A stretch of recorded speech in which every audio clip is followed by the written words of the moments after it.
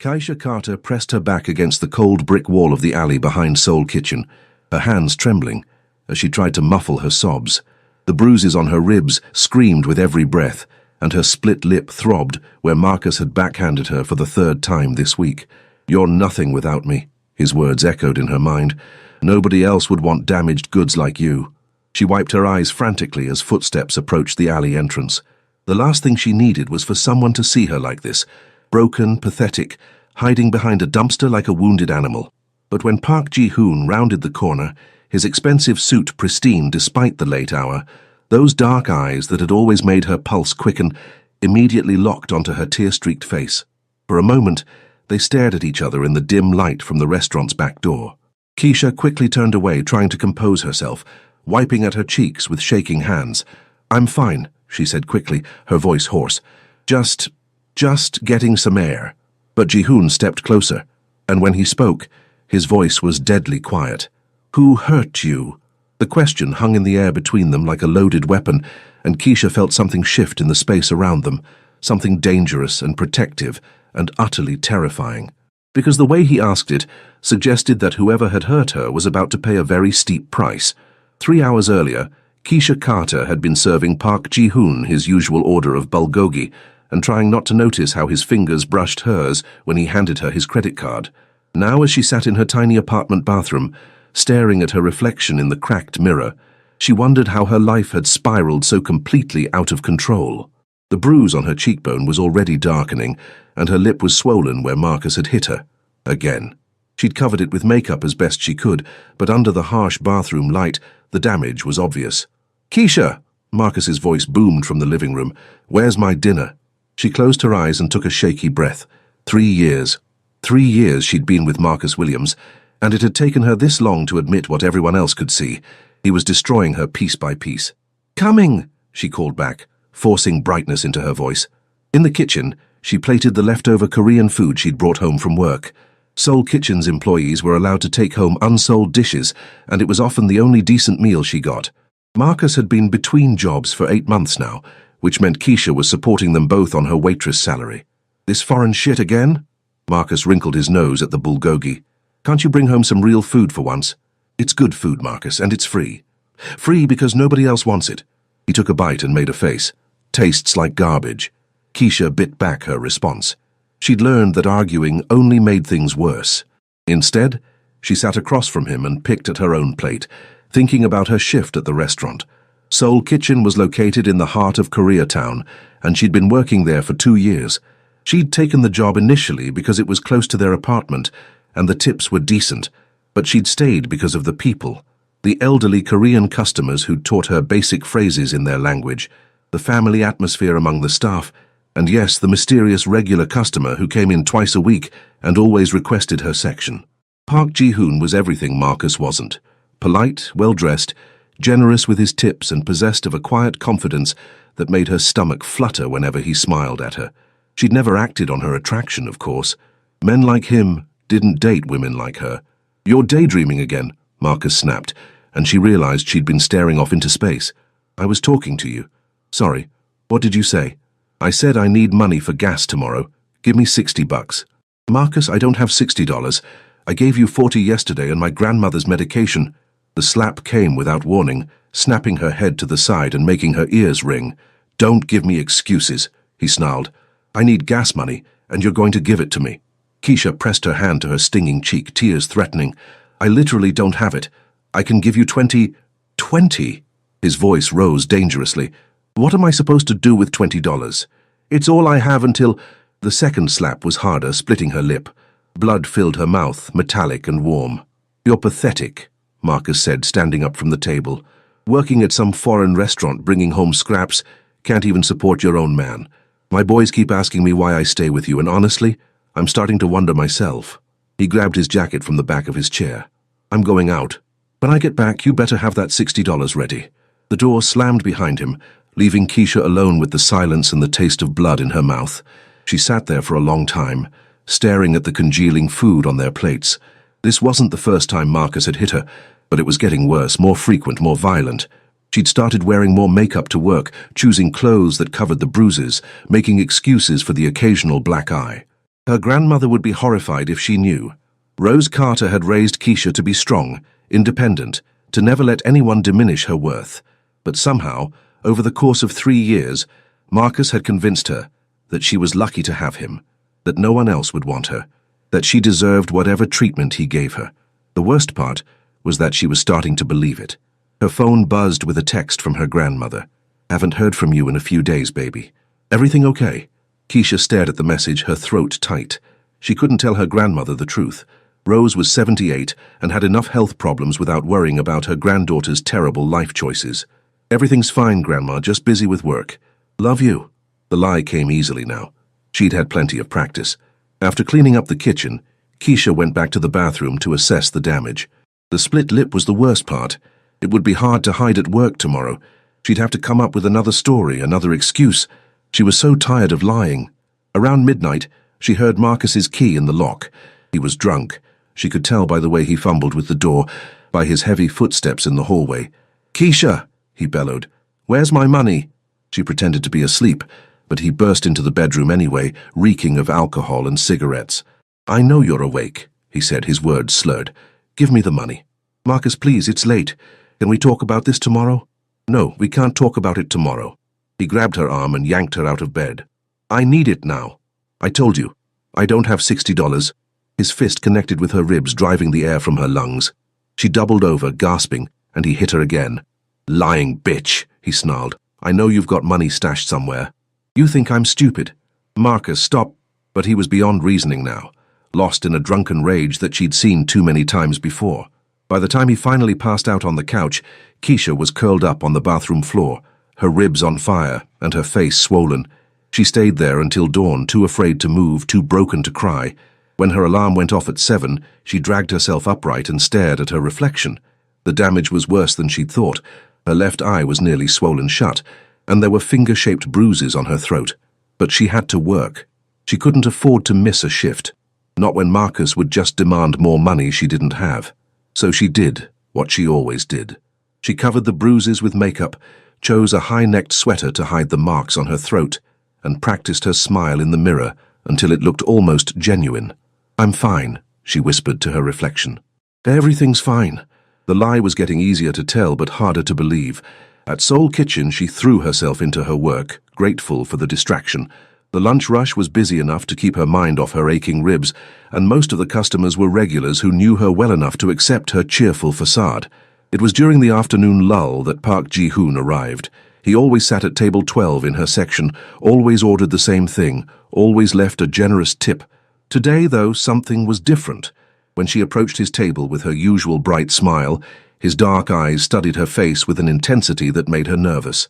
"Good afternoon, Mr. Park," she said, proud that her voice sounded normal. "The usual today?" "Keisha." The way he said her name made her look at him directly. "Are you all right?" "Of course. Why wouldn't I be?" Her laugh sounded forced, even to her own ears. He was quiet for a moment, those perceptive eyes seeing too much. "You seem tired. Just a busy week, you know how it is." She pulled out her order pad.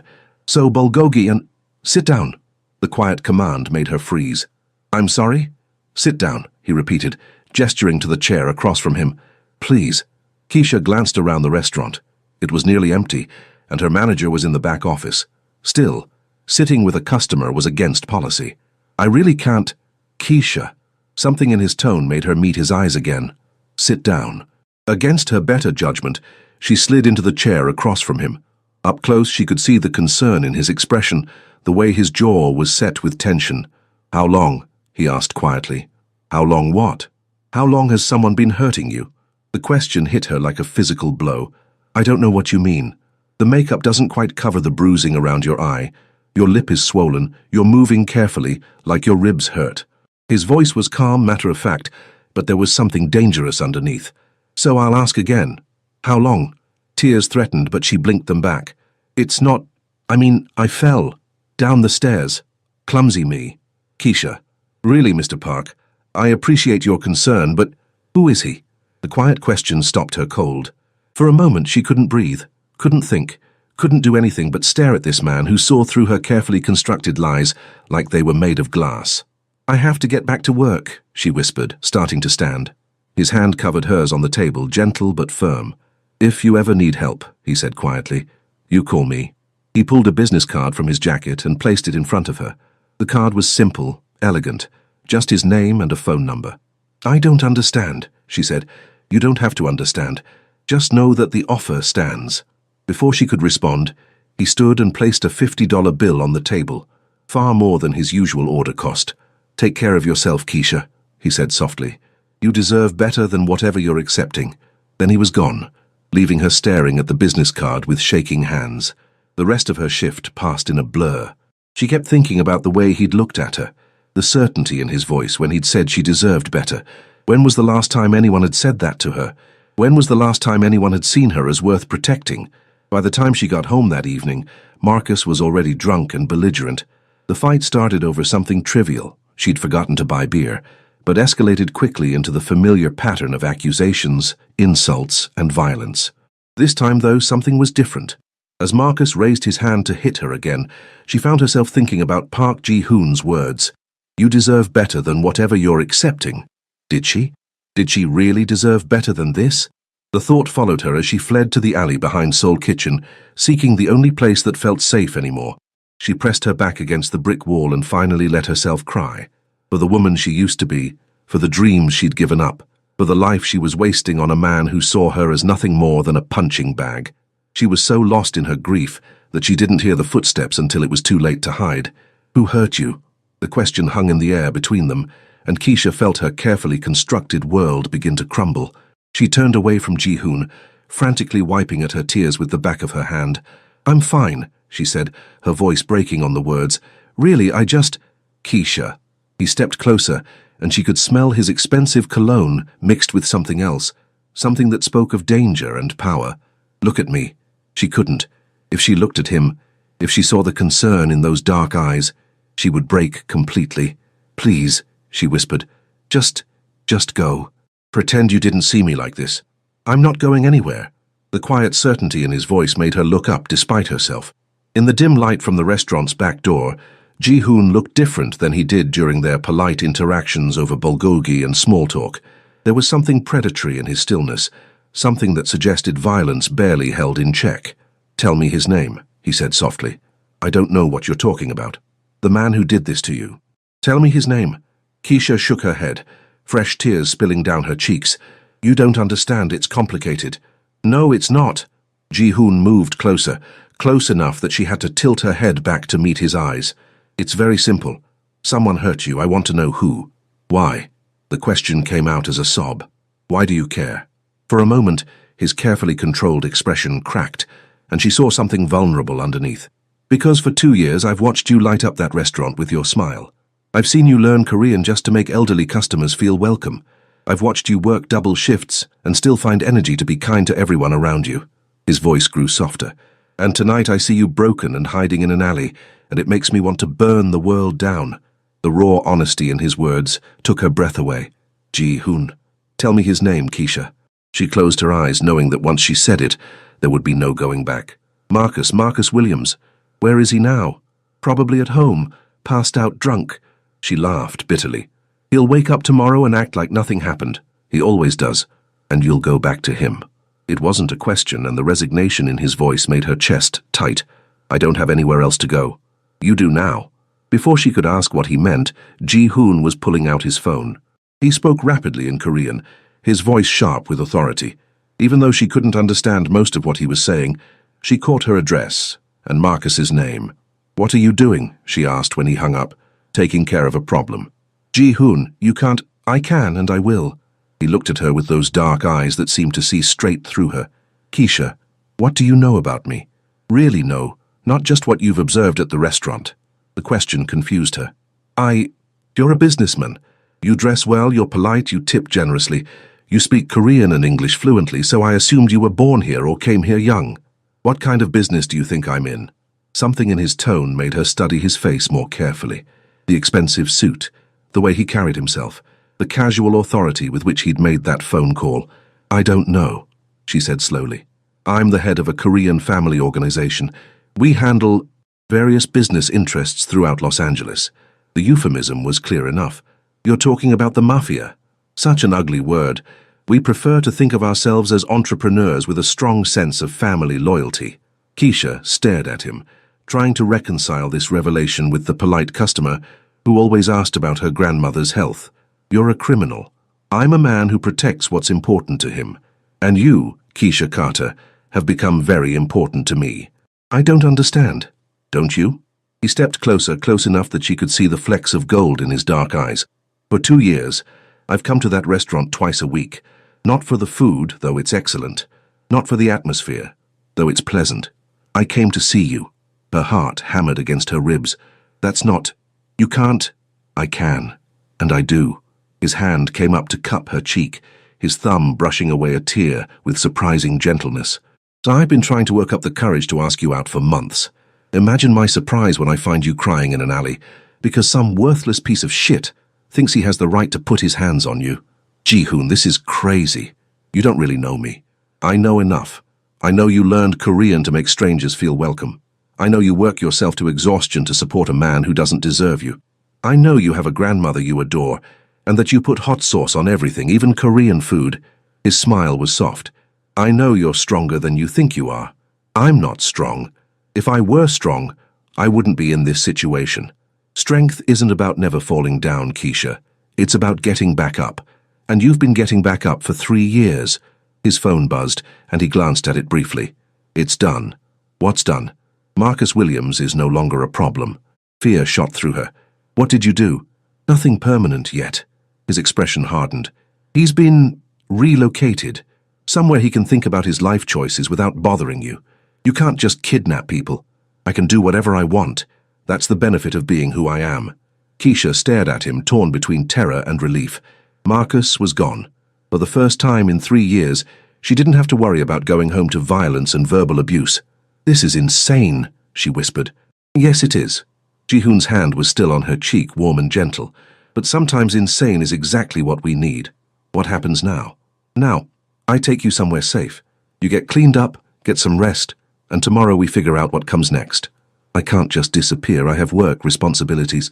Your manager at Soul Kitchen is my cousin's husband. You'll have as much time off as you need with pay. You've thought of everything. I've had 2 years to think about it.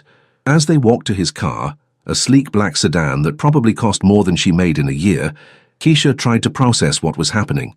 In the span of an hour, her entire life had been turned upside down. The man she'd been secretly attracted to was apparently a crime boss.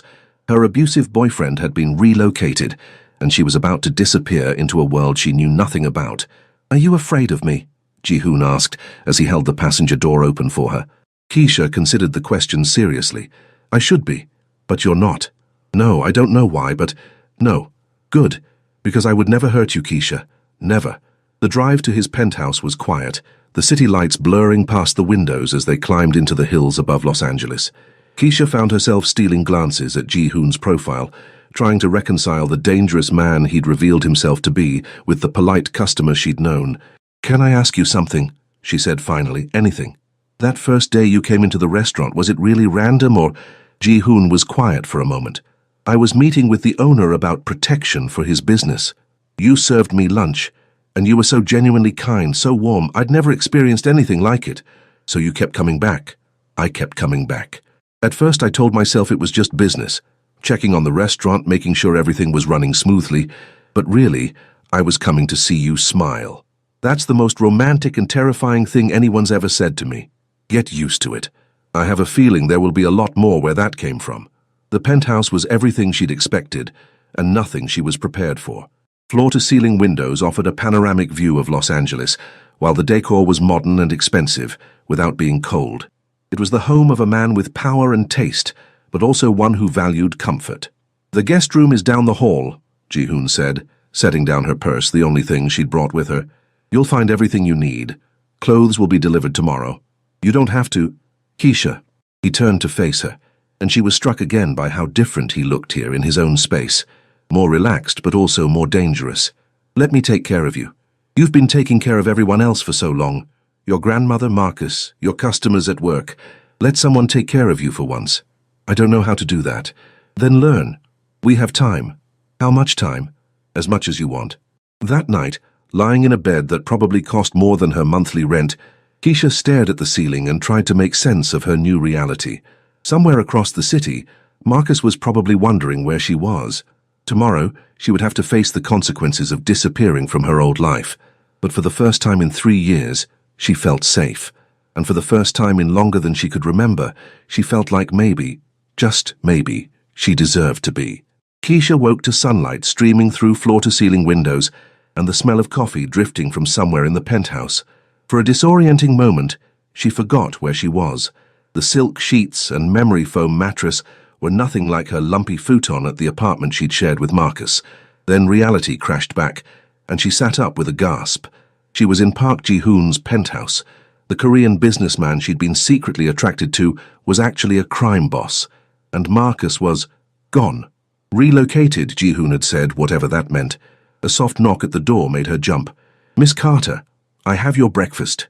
The voice was female, accented but speaking perfect English. Keisha grabbed the silk robe that had been laid out for her and opened the door to find a petite Korean woman holding a tray. "I'm Mrs. Kim," the woman said with a warm smile. "I manage Mr. Park's household. I hope you slept well?" Yes, thank you." Keisha accepted the tray, inhaling the aroma of what looked like a gourmet breakfast. "This is beautiful, but you didn't need to."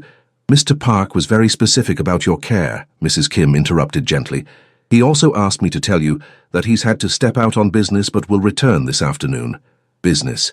Keisha wondered what kind of business a Korean crime boss handled at 8 in the morning, then decided she probably didn't want to know.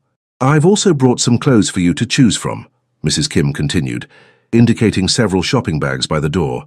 "Mr. Park estimated your size, but if anything doesn't fit, I can have alterations made." The clothes were beautiful. Designer jeans that fit perfectly, soft sweaters in jewel tones, even undergarments in exactly her size. It was thoughtful and terrifying in equal measure. How had he known her measurements so precisely? After Mrs. Kim left, Keisha called her grandmother using the phone in the living room. The conversation was brief but reassuring.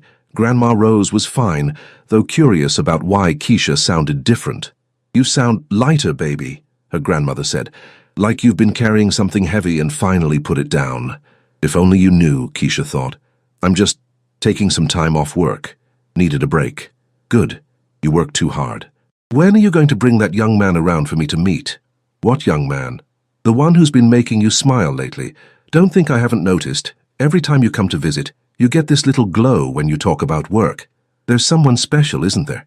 Keisha's cheeks heated. Had she really been that obvious about her attraction to Ji-hoon? "It's complicated, Grandma. The best ones always are, baby. Just remember what I taught you. A man should make you feel like you're worth protecting, not like you need to protect yourself from him." The words hit closer to home than her grandmother could know. "I love you, Grandma." "Love you too, baby. Call me tomorrow?" "Of course." The rest of the morning passed slowly. Keisha explored the penthouse, all sleek surfaces and expensive art, with a kitchen that looked like something from a magazine. She found a library filled with books in both Korean and English, including several volumes of poetry that surprised her. Everything spoke of wealth and power, but also of loneliness. There were no personal photos, no signs that anyone actually lived here, rather than just existing. She was reading in the library when she heard the front door open. Her pulse quickened as Ji-hoon's voice carried down the hallway. He was speaking rapid Korean to someone, his tone sharp with authority. When he appeared in the library doorway, she was struck again by his presence. Even tired, even with his perfect hair slightly mussed, he commanded attention. "How are you feeling?" he asked, switching to English. "Like I'm living in someone else's life," she answered honestly. "How did your business go?" His expression darkened slightly. "Marcus Williams has been convinced to leave Los Angeles permanently. He won't be bothering you again." Something in his tone made her stomach clench. "What exactly does that mean?" "It means he's on a bus to Detroit with $500 in his pocket and a very clear understanding of what will happen if he ever comes back or tries to contact you." "You didn't hurt him." "I didn't have to. Sometimes the threat of violence is more effective than violence itself." His smile was sharp, though I'll admit, it took considerable restraint on my part. Keisha set down her book, a collection of Korean poetry with English translations. "Can I ask you something?" "Of course." "Yesterday, when you found me in the alley, how did you know? I thought I was hiding it well." Ji-hoon settled into the chair across from her, and she noticed he moved with the fluid grace of someone always ready for danger. "I've been watching you for 2 years, Keisha. I know how you look when you're genuinely happy, when you're tired, when you're worried about your grandmother's medication costs. Yesterday you looked diminished, like someone had been slowly erasing pieces of you. That's exactly what it felt like. I know, I've seen it before. People who've been systematically broken down by someone who's supposed to care about them. Is that what happened to you?" The question slipped out before she could stop it, and she saw something flicker in his expression. "What makes you ask that?" "Something in the way you said it, like you were speaking from experience." Ji-hoon was quiet for a long moment, studying her with those dark eyes that seemed to see too much. "My father," he said finally. "He believed that love was weakness, that caring about anything made you vulnerable. He spent my childhood teaching me that the only way to survive was to never let anyone close enough to hurt you. And did you learn that lesson?" "I thought I had, until I met you." The admission hung between them, raw and unexpected. Keisha felt something shift in her chest, a dangerous softening toward this man who had saved her from a life she'd been too broken to escape on her own. "Ji-hoon, I know it's too much. Too fast," he said quickly. "I know you need time to process everything that's happened, but I want you to know that what I feel for you, it's not just attraction or some misguided rescue fantasy. I've been falling in love with you for 2 years, one smile at a time." Tears stung her eyes. "I don't know how to do this." "Do what?" "Be cared about, be protected, be valued." She wiped at her eyes with the back of her hand. "Marcus spent 3 years convincing me that I was lucky anyone would put up with me, that I was damaged goods, that no one else would want me. Marcus was a fool and a coward who tried to make himself feel bigger by making you feel smaller." Ji-hoon leaned forward, his gaze intense. "You are not damaged goods, Keisha. You're not lucky to be wanted. Any man would be lucky to be wanted by you." "How can you be so sure?" "Because I see you, really see you. I see the woman who learned a foreign language to make elderly customers feel welcome. I see the woman who works double shifts to pay for her grandmother's medication without complaint. I see the woman who stayed in an abusive relationship for 3 years because she'd been convinced she didn't deserve better." His voice grew softer. "And I see the woman who's strong enough to build a new life if she's willing to try. What if I'm not strong enough? Then I'll be strong enough for both of us until you remember how strong you really are." They sat in comfortable silence for a moment, the afternoon sun casting long shadows across the room. Keisha found herself studying Ji-hoon's profile, the sharp line of his jaw, the way his dark hair fell across his forehead, the slight tension in his shoulders that suggested he was always ready for danger. "Can I ask you something now?" he said. "Fair's fair. What do you want, Keisha? Not what Marcus wanted, not what your grandmother expects, not what society tells you to want. What do you want for your life?" It was such a simple question, but she realized she hadn't asked herself that in years. What did she want? "I want to feel safe," she said slowly. "I want to wake up in the morning without wondering what mood someone else is in. I want to be able to speak my mind without calculating whether it's going to result in violence." She paused, thinking. "I want to go back to school. I was studying to be a teacher before I met Marcus, but he convinced me it was a waste of time." "What would you teach?" "Elementary school. I love kids. They're so honest, so full of possibility. I wanted to make a difference in their lives the way my grandmother made a difference in mine." "You could still do that. I'm 26 years old with no degree and a work history that's mostly waitressing. I don't think—" "Keisha." The way he said her name made her look at him. "Money is not an issue. Time is not an issue. If you want to go back to school, you'll go back to school. I can't let you pay for my education." "Why not?" Because I don't know what this is between us. I don't know if it's real, or if it's just some kind of trauma response or gratitude, or—" "It's real." His voice was quiet but certain. "What I feel for you is real, Keisha. But even if it wasn't, even if you decided tomorrow that you wanted nothing to do with me, I would still want to help you build the life you deserve." "Why?" "Because that's what you do for people you care about. You help them become who they're meant to be." Before she could respond, his phone buzzed. He glanced at it and his expression immediately hardened. "What is it?" she asked. "We have a problem." "What kind of problem?" "The kind that means we need to leave. Now." As Ji-hoon stood and began making rapid phone calls in Korean, Keisha felt fear creep up her spine. She'd been so focused on her personal drama with Marcus that she'd forgotten the most important fact about her new situation. She was now involved with a man whose enemies had guns, and apparently those enemies had found them. The safe house in the mountains was nothing like Ji-hoon's sleek penthouse. It was rustic and isolated, surrounded by pine trees and accessible only by a winding dirt road that would give them plenty of warning if anyone approached. "How bad is it?" Keisha asked as they carried their hastily packed bags inside. "Bad enough." Ji-hoon's jaw was tight with tension. "Someone leaked information about my personal life to a rival organization. They know about you." "What does that mean, exactly?" "It means they'll try to use you to get to me, either as leverage or—" He didn't finish the sentence, but she understood. "Or they'll kill me to hurt you." "That's not going to happen." "How can you be so sure?" Ji-hoon turned to face her, and she saw something fierce and protective in his dark eyes. "Because I'll kill anyone who tries to touch you." The casual way he said it, like he was discussing the weather, should have terrified her. Instead, it sent a different kind of shiver through her, one that had nothing to do with fear. "This is my fault," she said. "If I hadn't been in that alley, if you hadn't gotten involved—" "Stop!" He crossed to her in 2 quick strides, his hands gripping her shoulders. "This is not your fault. You didn't ask to be abused, and you didn't ask to be caught in the middle of a war between crime families." "But I am caught in the middle, and now you're in danger because of me." "Keisha, I've been in danger my entire life. It's the price of being who I am. But you know what? For the first time I have something worth fighting for." "What's that?" "You." The simple word hung between them, loaded with meaning. Keisha felt her heart race as she looked up at him, this dangerous man who had turned his world upside down to protect her. "Ji-hoon, I know it's crazy, I know we barely know each other, not really, but I can't lose you, Keisha. I won't." Before she could respond, he was kissing her, soft and desperate and full of everything he couldn't say. When they broke apart, both breathing hard, she saw vulnerability in his eyes that took her breath away. "I'm scared," she whispered. "Of me?" "Of this. Of how much I want this to be real." "It is real." His forehead rested against hers. "Whatever happens, this is real." They spent the evening in careful domesticity. Ji-hoon cooked dinner while Keisha explored the cabin, both of them pretending that armed men weren't hunting them through the California mountains. But as night fell and they sat by the fireplace, the weight of their situation settled over them like a heavy blanket.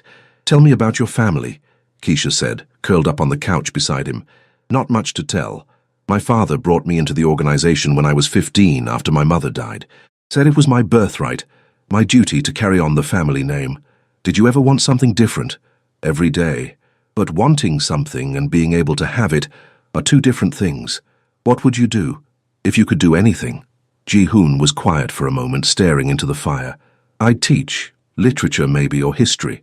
I'd have a small house with a garden, somewhere quiet where I could read and write and not worry about who might be trying to kill me."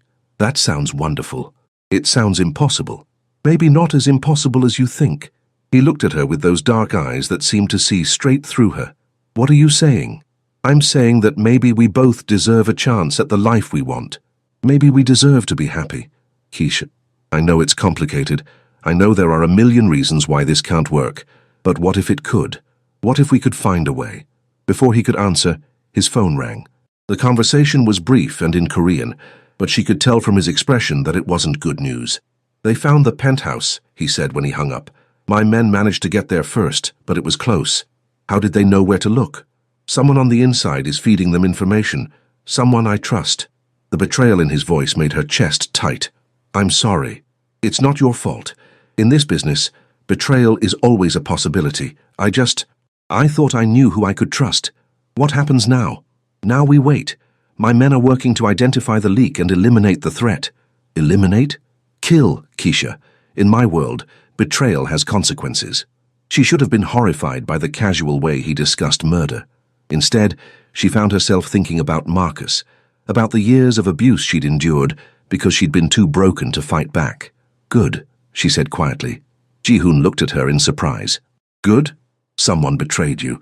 Someone put both our lives in danger for money or power or whatever motivates people to do terrible things. So yes, good. They deserve whatever consequences come their way. You're not the same woman I found crying in that alley." "No, I'm not. That woman was broken, convinced she deserved whatever treatment she got. This woman knows better. And what does this woman want?" It was the same question he'd asked her earlier, but now, sitting in the firelight with danger closing in around them, the answer came easily. "I want you," she said simply. "I want this, whatever this is between us. I want to see if we can build something real together. Even knowing what I am, what my life is like, especially knowing what you are. You're a man who saved me when I couldn't save myself. You're a man who risks everything to protect the people he cares about. You're a man who reads poetry and cooks dinner and dreams of teaching literature." She reached for his hand. "You're not just a criminal, Ji-hoon. You're so much more than that." "Keisha, I love you," she said, the words spilling out before she could stop them. "I know it's crazy. I know it's too soon. But I love you."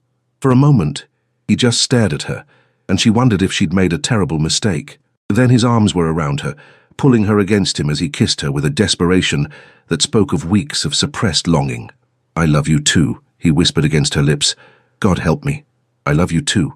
They made love that night with a tenderness that surprised them both, slow and careful, and full of promises they weren't sure they'd be able to keep. Afterward, as Keisha lay in Ji-hoon's arms listening to his heartbeat, she felt something she hadn't experienced in years: hope. "Whatever happens," she said softly, "I want you to know that these past few days have been the best of my life. Even with people trying to kill us, especially with people trying to kill us, it means what we have is worth fighting for." Ji-hoon's arms tightened around her. "We're going to get through this, Keisha, I promise you that." "How can you be so sure?" "Because I finally have something to live for, and I'll be damned if I'm going to let anyone take that away from me." Outside their window, the mountain wind whispered through the pine trees, and somewhere in the distance, an owl called to its mate. It was peaceful and beautiful and completely at odds with the violence that was hunting them. But for now, in this moment, they were safe, they were together, and they were in love. It would have to be enough.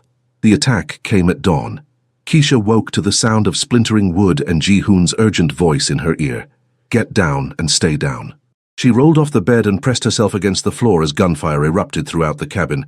Through the bedroom window, she could see muzzle flashes in the tree line, at least 6 shooters, maybe more. "How did they find us?" she gasped. "It doesn't matter now." Ji-hoon was already dressed and armed, moving with the fluid efficiency of someone who'd done this before. "There's a panic room behind the bookshelf in the living room. I need you to get there and lock yourself in." "What about you?" "I'll hold them off until my men arrive." "Ji-hoon, there are too many of them." "Keisha." He knelt beside her, his dark eyes intense. "I need you to trust me. Can you do that?" She nodded, even as her heart hammered against her ribs. "Good, on my signal, you run for the living room. Don't look back, don't stop for anything. Just get to that panic room and wait for me." "What if you don't?" "I will." He kissed her hard and fast. "I love you. Remember that. I love you too." The next few minutes were a blur of terror and adrenaline. Ji-hoon laid down covering fire, while Keisha sprinted through the cabin, bullets splintering the walls around her. She found the hidden panel behind the bookshelf and tumbled into the small, reinforced room just as the front door exploded inward. Through the security monitors, she watched Ji-hoon fight with a skill and ruthlessness that was both terrifying and beautiful. He moved like a dancer, like violence was an art form he'd perfected over years of practice, but there were too many of them. She saw him take a bullet to the shoulder, then another to his leg. He kept fighting, but she could see he was slowing down, losing blood. That's when she made the decision that would change everything. Keisha opened the panic room door and stepped out into the chaos. "Stop!" she shouted, her voice cutting through the gunfire. "I'm the one you want, I'm here." The shooting stopped abruptly. Ji-hoon, bleeding and leaning against the wall, stared at her in horror. "Keisha, no." "It's okay," she said softly, her eyes never leaving his. "It's going to be okay." A man emerged from the group of attackers, middle-aged, expensively dressed, with cold eyes that reminded her of a snake. "Miss Carter," he said with mock politeness, "how good of you to join us." "Let him go," she said, nodding toward Ji-hoon. "I'm what you want." "I'm here, let him go." "I'm afraid it doesn't work that way. You see, Mr. Parker's cost me a great deal of money and several good men. I can't let that go unpunished." "Then punish me. I'm the one who caused all this trouble." The man smiled, and it was the most terrifying expression she'd ever seen. "Oh, I intend to, but first I want him to watch." "No." Ji-hoon tried to push himself off the wall, but his injuries were too severe. "You want revenge? Take it out on me." "She's innocent in all this." "Innocent?" The man laughed. "She's the reason you've been distracted, making mistakes. She's the reason you let your guard down. She's the reason you're weak." "You're wrong," Keisha said quietly. "He's not weak because he loves me. He's stronger." "Is that so? Then let's test that theory." The man nodded to one of his subordinates, who raised his gun toward Ji-hoon. "No." Keisha threw herself forward, placing her body between the gun and the man she loved. The shot rang out, echoing through the cabin like thunder. For a moment everything was silent. Then Ji-hoon's anguished cry filled the air. "Keisha!" But she was still standing, still breathing. She looked down at herself in confusion, then turned to see one of the attackers, a young Korean man, lowering his smoking gun. The man who'd been about to shoot Ji-hoon was on the ground, very dead. "What?" the leader started to say, but his words were cut off as more gunfire erupted from outside the cabin. Ji-hoon's men had arrived. The battle was brief, but decisive. When the smoke cleared, most of the attackers were dead, and their leader was on his knees with a gun to his head. "Who gave you our location?" Ji-hoon demanded, blood still seeping from his wounds. "Go to hell," the man spat. Ji-hoon nodded to one of his men, who pressed the gun harder against the leader's temple. "I'll ask one more time. Who gave you our location?" Your cousin," the man gasped. "Kim Sung-ho. He wanted your position in the organization." The betrayal hit Ji-hoon like a physical blow. Sung-ho had been like a brother to him, someone he'd trusted with his life countless times. "Where is he now?" Ji-hoon asked, his voice deadly quiet. "Safe house, in Chinatown. He's waiting for confirmation that you're dead."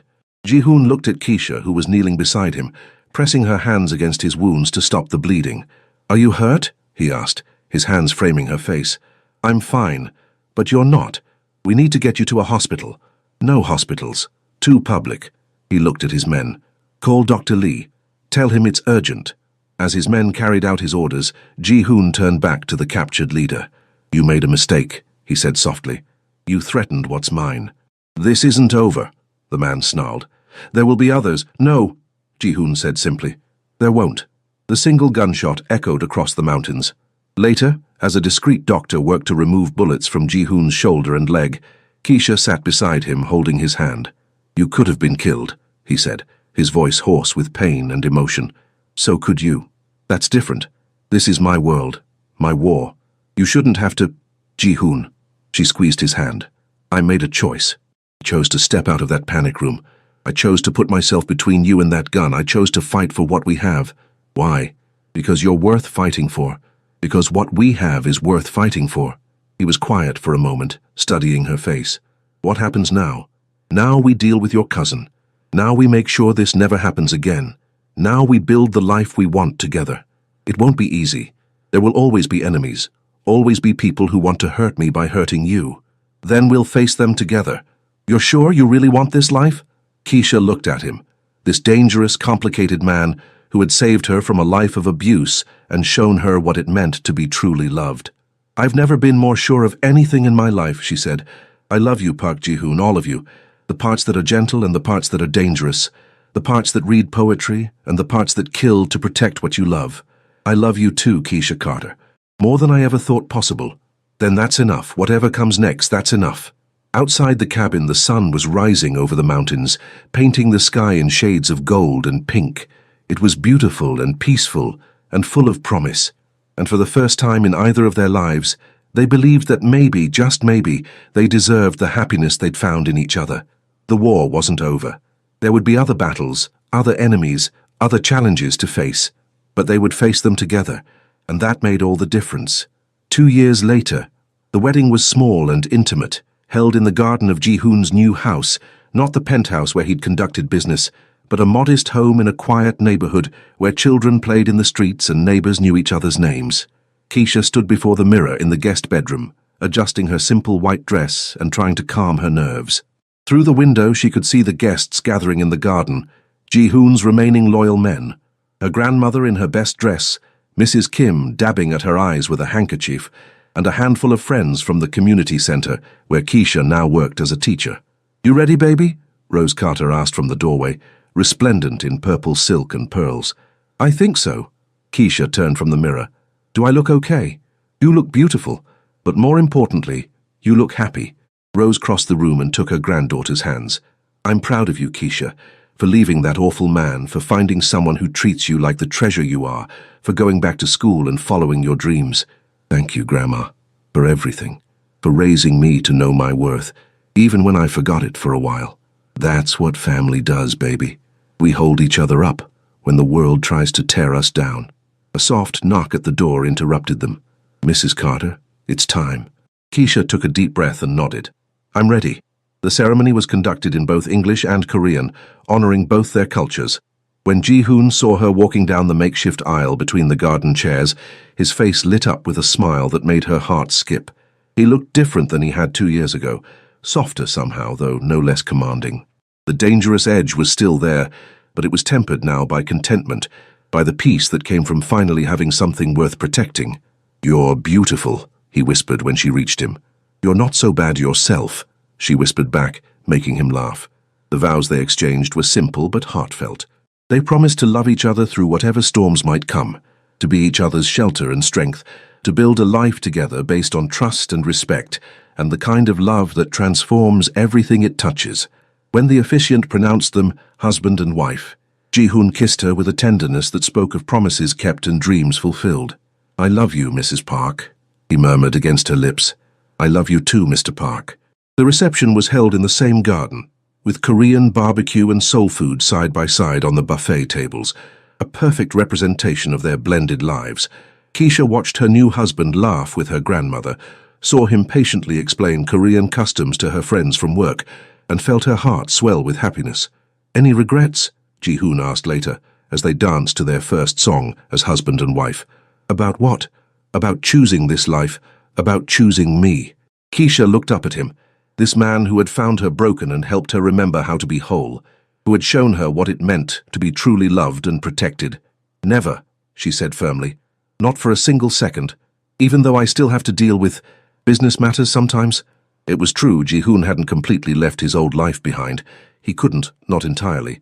But he'd stepped back from the day-to-day operations, focusing instead on legitimate businesses and using his influence to keep peace rather than wage war. Even then, I know who you are, Ji-hoon, all of who you are, and I love every part of you. And what about you? Any regrets about going back to school, about becoming a teacher? Keisha smiled, thinking about her classroom full of bright-eyed children who called her Mrs. Park and brought her drawings of their families. Teaching is everything I hoped it would be. Those kids, they remind me every day that there's good in the world, that there's hope for the future. You're going to be an amazing mother someday. Someday soon, I hope. Ji-hoon's eyes widened. Keisha, are you saying... I'm saying that I'm ready for the next chapter of our story. Are you? Instead of answering with words, he spun her around the dance floor, both of them laughing with pure joy. Later that evening, as the last guests departed and they stood together in their garden surrounded by the remnants of their celebration, Keisha thought about the journey that had brought them here. It had started with tears hidden in an alley, with a simple question that changed everything. Who hurt you? But it had become so much more than that. It had become a love story, messy and complicated, and sometimes dangerous, but real in a way that took her breath away. What are you thinking about? Ji-hoon asked, wrapping his arms around her from behind. That night in the alley when you found me crying. What about it? You asked me who hurt me, and I was so ashamed to tell you. I thought if you knew the truth about my life, about how weak I was, you'd walk away. You were never weak, Keisha. You were surviving. I know that now. But then, I was so broken, so convinced that I deserved whatever treatment I got. And now? She leaned back against his chest, feeling the solid warmth of him, the steady beat of his heart. Now I know better. Now I know that I deserve to be loved, to be protected, to be cherished. I know that because you showed me. We showed each other, he corrected gently. You taught me that love doesn't make you weak, it makes you stronger. You taught me that some things are worth risking everything for. And what did you teach me? That sometimes the most dangerous choice is also the most right one, that trust is a choice, and when you choose to trust the right person, it can transform your entire life. They stood in comfortable silence, listening to the sounds of the city settling into sleep around them. In the distance, Keisha could hear the faint sounds of traffic, the occasional siren, the hum of life, continuing in all its messy complexity. Ji-hoon, she said softly. Who hurt you? The question, an echo of the words that had started it all, made him still. What do you mean? Before me. Before this. Who hurt you so badly that you thought you didn't deserve to be loved? He was quiet for so long that she thought he might not answer. When he finally spoke, his voice was soft and distant. My father, the organization, a world that taught me that caring about anything made you vulnerable, that love was a luxury I couldn't afford. And who healed you? You did. His arms tightened around her. "You and your grandmother and this beautiful, crazy life we've built together. You showed me that I could be more than what I was made to be. We healed each other." Yes, we did. Above them, the stars shone down on Los Angeles, on a city full of dreamers and survivors, of people finding each other against all odds. And in their garden, in their home, in the life they'd chosen to build together, Keisha and Ji-hoon held each other close and knew that whatever challenges tomorrow might bring, they would face them together. Love had found them in the most unlikely circumstances, in an alley behind a Korean restaurant, in tears that couldn't be hidden, in a question that changed everything. And love would carry them through whatever came next. Because sometimes when someone asks, "Who hurt you?" with the right intention, with the right heart, it's not just a question, it's the beginning of healing. It's the start of something beautiful. It's the first word of a love story that will last forever.